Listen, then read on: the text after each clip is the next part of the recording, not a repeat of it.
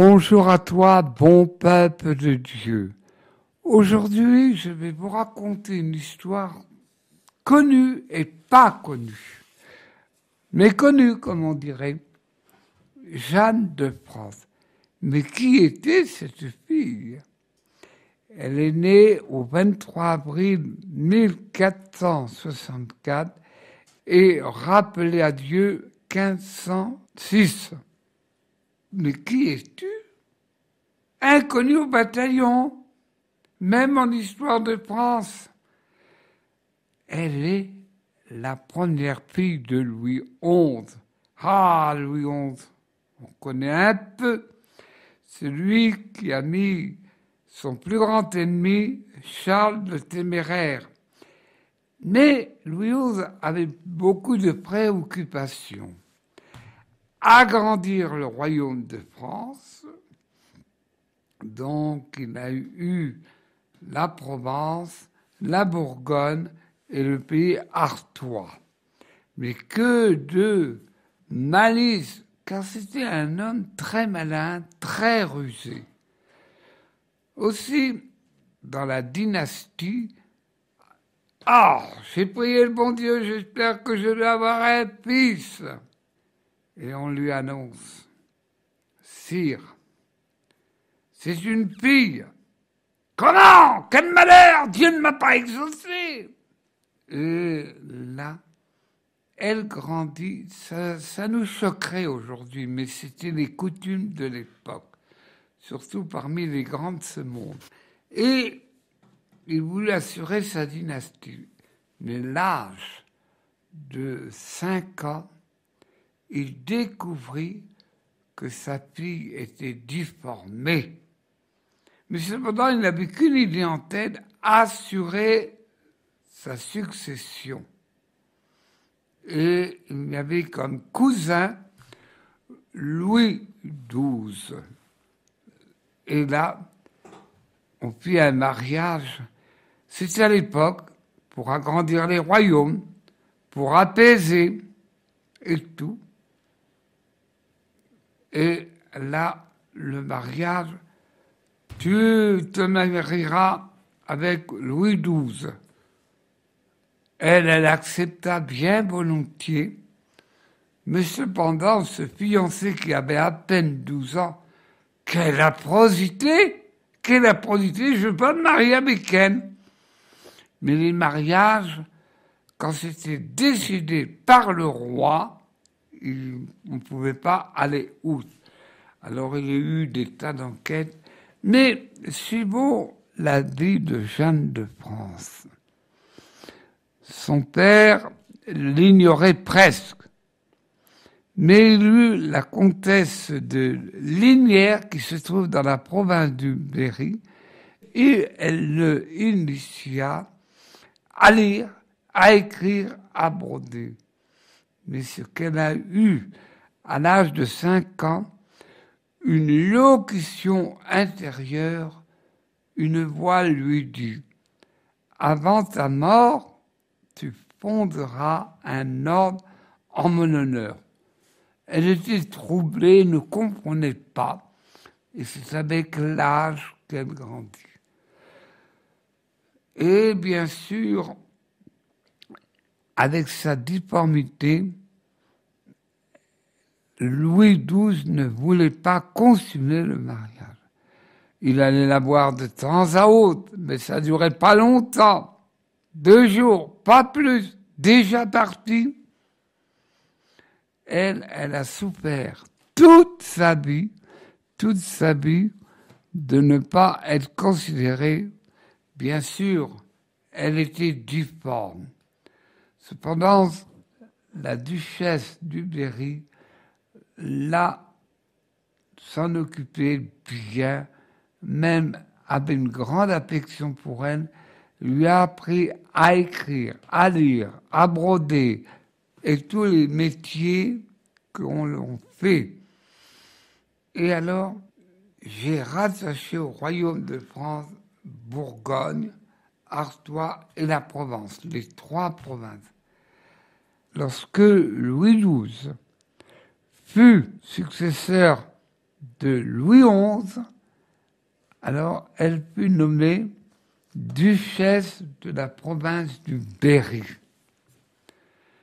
Et elle n'avait pas encore fondé l'ordre, et elle comprit petit à petit qu'il fallait se détacher de ce monde, que Dieu l'appelait à une plus grande mission.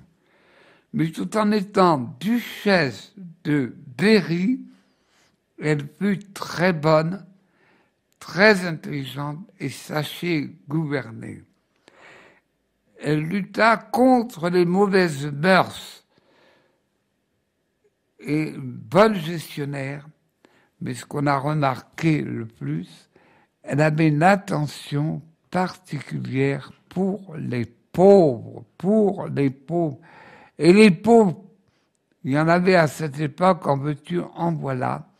Et même, on l'appelait la bonne duchesse. Et un jour, elle tomba malade, et un prêtre lui dit, ce que la Vierge vous a dit, avant ta mort, tu fonderas un ordre en mon honneur. Et alors, avant de mourir, c'est une pédagogie de Dieu, se fonda les Annonciades, dont on avait quelques années une du côté de Perwis dans le 04. Et aussi, c'était une femme de bonté.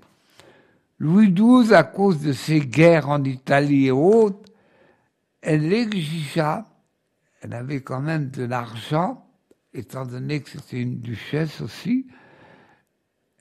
Quand Louis XII fut en prison, elle faisait aménager le repas plus copieux, et aussi pour la literie, malgré que son mari l'ignorait, mais elle, d'une grande patience, d'une grande bonté, eh bien, elle n'avait aucune rancune pour ce mari qui la détestait, qui la négligeait. Mais je rappelle que elle a fondé, par l'ordre de Dieu, qu'on appelle les Annonciades. Les Annonciades. Il y en a eu chez nous pendant un temps du côté de Perwis. Et c'est l'évêque Pierre Plateau qui les a appelés, du côté de Bourges. Maintenant, elles sont moins nombreuses, mais elles existent toujours. Voilà en gros la vie de Jeanne de France. Elle était à la fois reine et servante. Et elle eut l'inspiration de Dieu, les 10 vertus de la Sainte Vierge. Je ne les cite pas toutes parce qu'on ne s'en rappellera pas.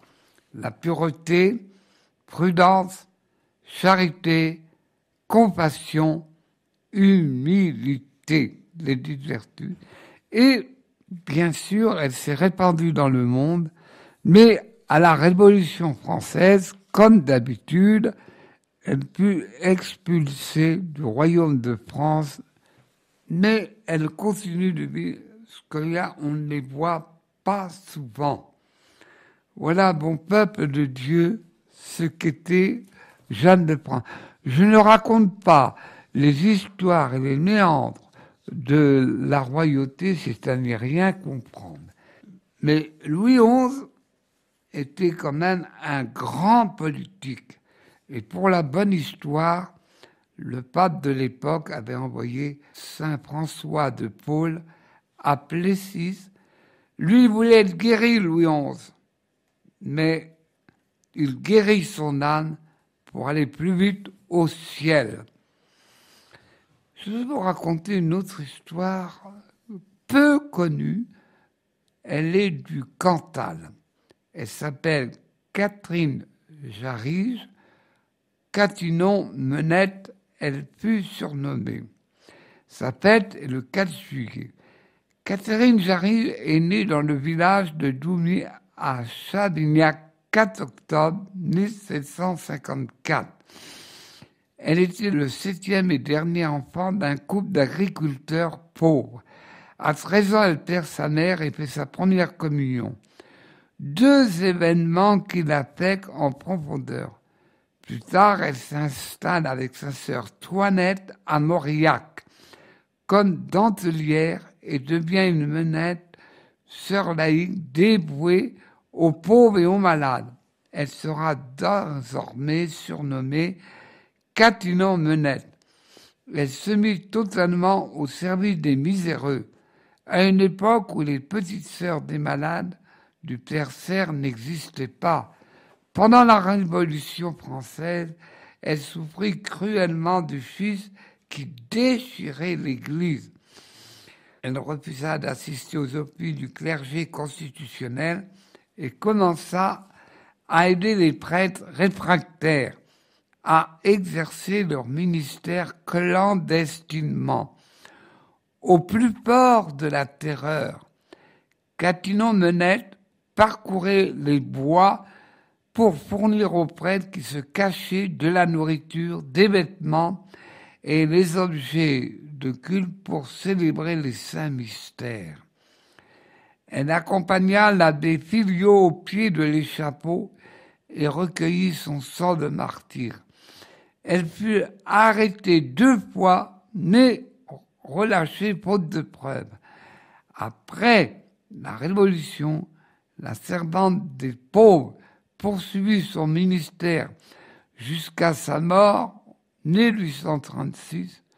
Une foule immense assista à ses obsèques. Sa cause de béatification fut entamée en 1911 et achevée en 1996 quand Jean-Paul II la déclara bienheureuse. Il y a une chose, c'est que l'Église n'est pas pressée.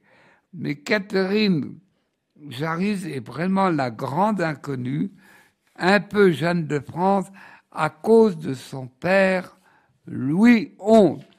Bon peuple de Dieu, bonne semaine, merci.